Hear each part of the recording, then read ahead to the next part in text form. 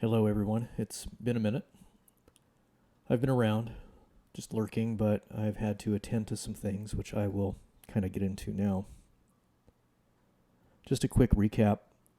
I bought my Heimer Active in August of 2018, so I'm coming up on a year of ownership.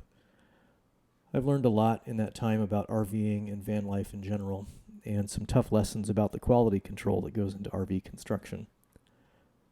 Throw in the bankruptcy of the manufacturer, leaving me without a warranty, and it has been quite a learning experience.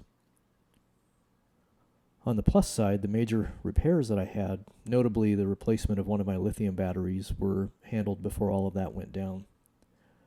I've made a lot of changes and improvements on my own as well, and many of them are documented or discussed in my videos here. You may have seen them. So my plan for this year was to hit the road, head east and see family and friends from Tucson to Nashville. It was probably going to be a 2 or 3 month trip. I had some business that interrupted that plan, so I had to postpone that.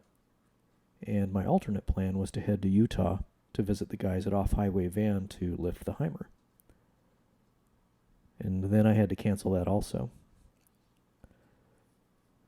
Because, as it turns out, when I was doing my 50-year checkups, I was diagnosed with CRC, colorectal cancer.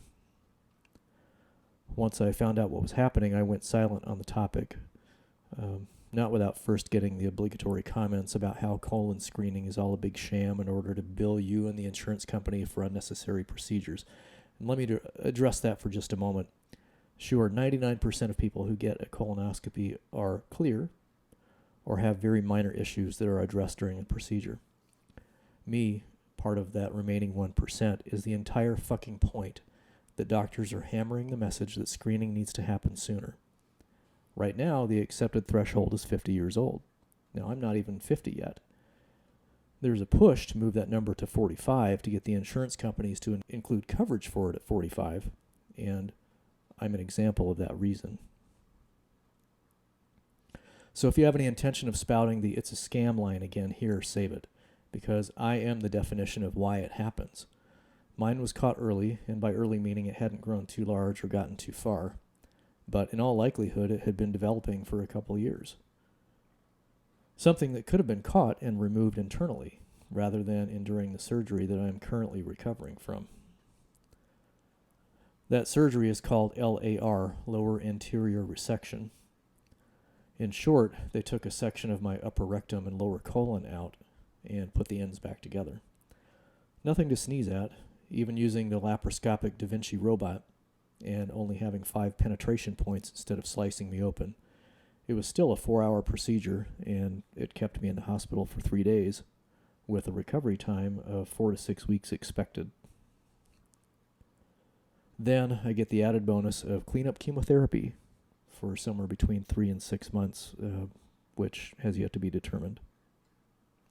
So yeah, first, save your rhetoric. Secondly, make sure that you get screened. And if you have any symptoms at all, pain, blood, anything, don't just assume it's a hemorrhoid. Get it checked, especially if you have any family history of cancer. So, with all that said, what now? Well, I am essentially starting over. I may be able to do some short trips between treatments, but the reality is that any extended traveling will be put off until next year.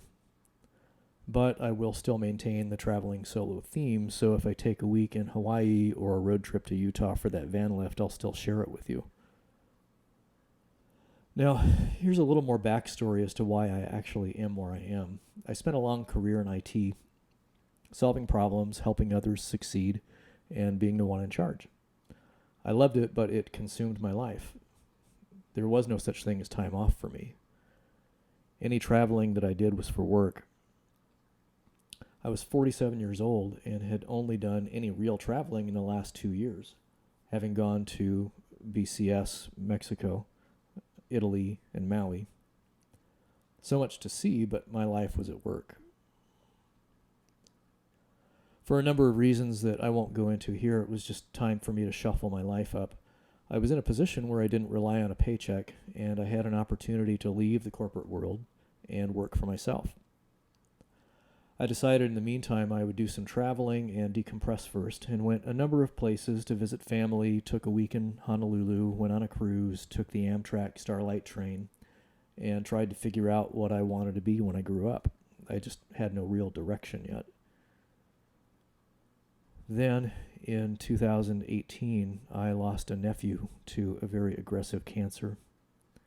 He was 37. He was one of the nicest, most genuine human beings I ever knew.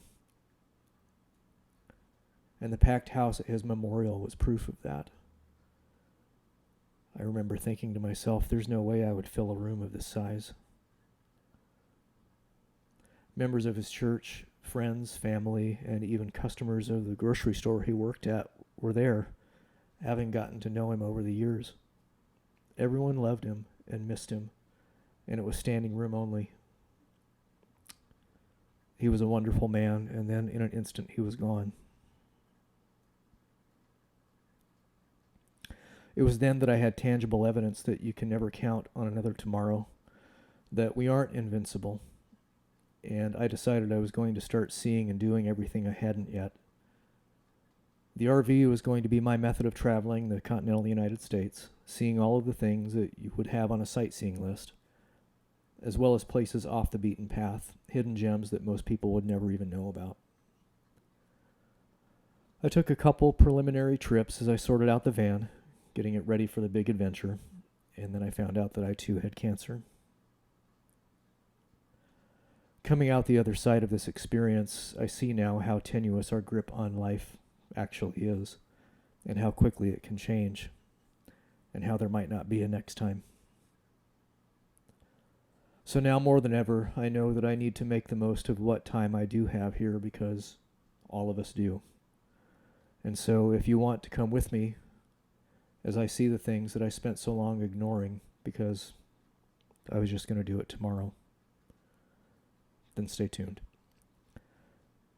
Sorry for the serious message, but it's serious business, so let's do it.